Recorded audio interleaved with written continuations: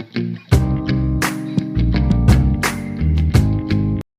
रात के 12 बजे की बात है। एक काली कैब आकर एक अपार्टमेंट के पास रुकी। वो जगह बिल्कुल सुनसान थी। कैब जहाँ रुकी थी वहाँ एक स्ट्रीट लाइट जल रही थी। वो जगह अंधेरे और रोशनी का मिश्रण थी। लहरी कैब से उतरी। जैसे ही लहरी कैब से उतरी, अपार्टमेंट के पास की स्ट्रीट लाइट का बल्ब अचानक फट गया।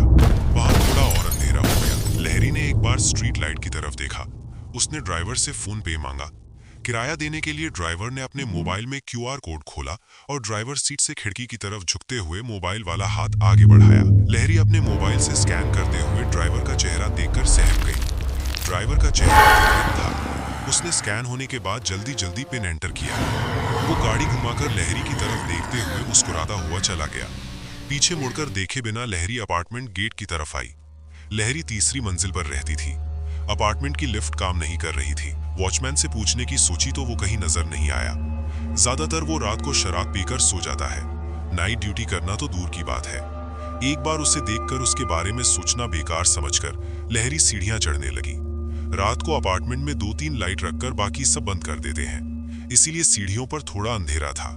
लहरी को लगा कि उसके पीछे कोई सीढ़ियां चढ़ रहा है। पैरों की आवाज पास आती हुई महसूस हुई और वो पीछे मुड़कर देखा। वहां कोई नहीं था। वो फिर से सीढ़ियां चढ़ने लगी। फिर से पीछे से किसी के सीढ़ियां चढ़ने की आवाज सुनाई दी। उसने झटके से पीछे मुड़कर देखा, कोई नहीं था। तब तक वो दूसरी मंजिल पर पहुंच गई थी।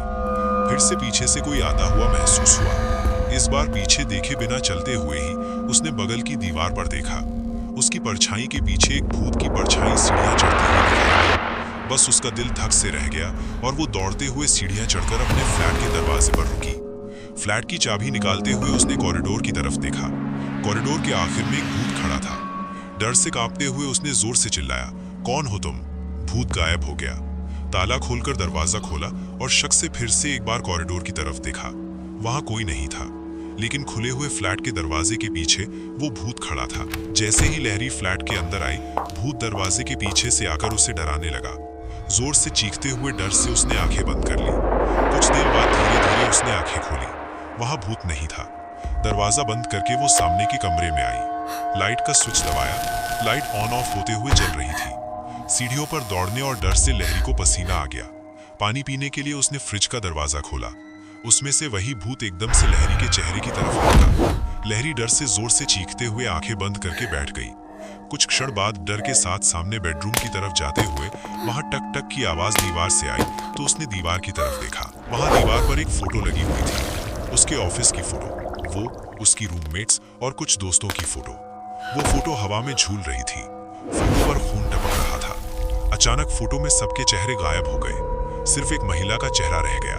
तभी फोटो नीचे गिर गई। फोटो फ्रेम का कांच टूट गया और उसमें से खून जैसा लाल तरल बह रहा था। लहरी डर से कांप उठी। सुधा और लहरी दोनों कलीग्स और रूममेट्स हैं। सुधा किसी शादी में 2 दिन पहले अपने गांव गई थी। अभी लहरी अकेली ही फ्लैट में थी।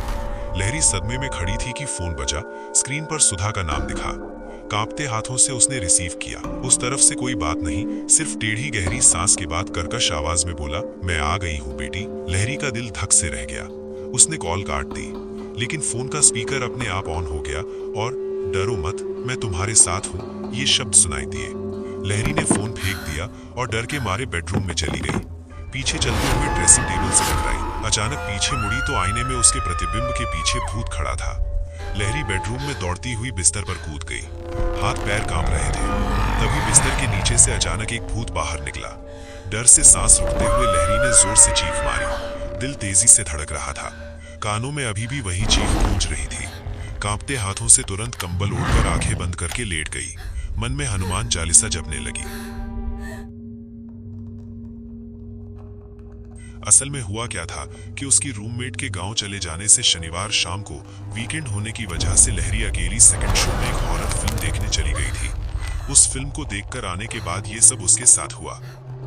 जिंदगी में कभी अकेले सेकंड शो में हॉरर फिल्म देखने मत जाना।